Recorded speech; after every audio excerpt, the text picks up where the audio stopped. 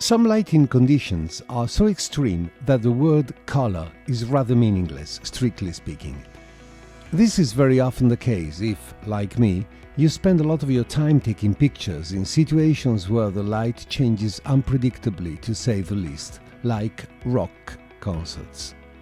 A common question is how the real colors in a photograph like this can be recovered. Well, there are no real colors in this picture because there were no real colors on the scene. In order to properly speak about color, your light source's white point shouldn't be too far from neutrality. It may have a hue, but it cannot be electric blue, kryptonite green, or as red as the blood of the martyrs. When a light source is extremely colored, you're in trouble. A white sheet of paper would look blue under the light you see in this picture, and there would be no way to see it as white, let alone make it white, unless you convert the image to grayscale, which is not, of course, the proper way to get rid of a cast. Confronted with such a picture, I take a very pragmatic approach. There are only two possible ways to go. Either try to keep the original atmosphere, or sacrifice it in the hope that the photograph becomes more interesting. By interesting, I basically mean that it should show some color variation. As Dan Margulis cleverly stated, if everything is red, then nothing is red, because a color has a real meaning only if we can relate it to something else of a different color. In this case, the picture is so blue that there is no real blue either. Rather, there is a ridiculous blob of color which kills any variation. To have a look at the colors of this image, let's move to the Utility tab. The Utility tab contains a very useful measurement tool called the vector scope. Any of the visualization tools in this tab can function on their own in a separate window, which can be created by clicking on the X button. Also, we may want to set the operational mode to Live Update so that the window updates in real time. To show how the vector scope works, I'll use a hue saturation adjustment layer.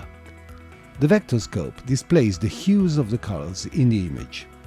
As expected, everything falls between blue and purple.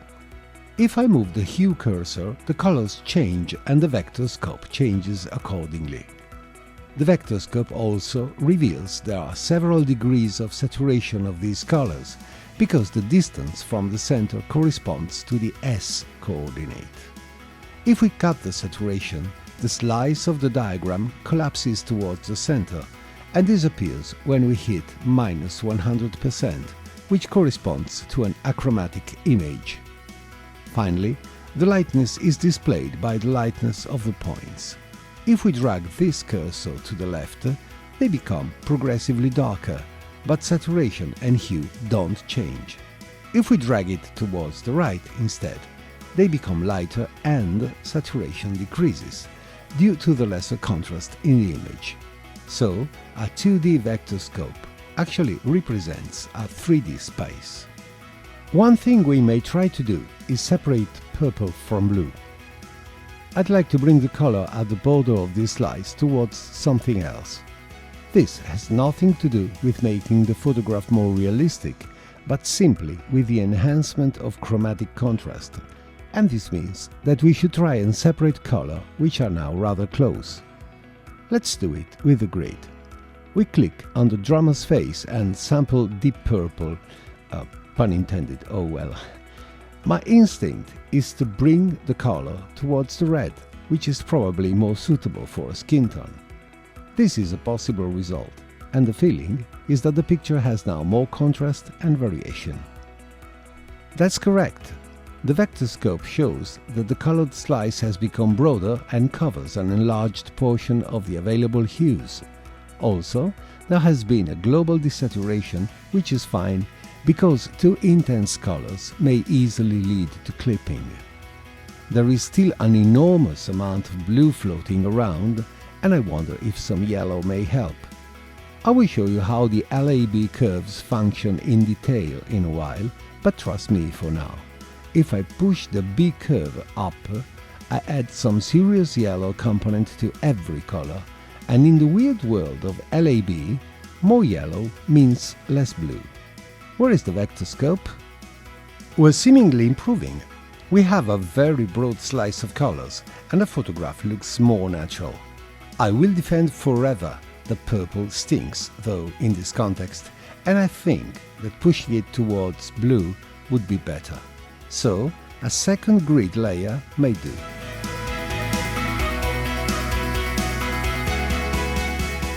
There you go. Finally, I'll try to remove some yellow from the midtones, pushing them towards blue with the midtones wheel in the Wheel tab. And maybe enhance the contrast a bit by making the shadows darker and the highlights lighter. If you're puzzled, be patient. I'll show the usage of the Wheel tab in detail later. But here we are. Comparing the result to the original, there is an obvious improvement. So, we've discovered that if we pull the colors away from each other, we gain some room to engineer contrast into a hopelessly flat image. Contrast is also the protagonist of our next example, which will use the services available in the Volume tab.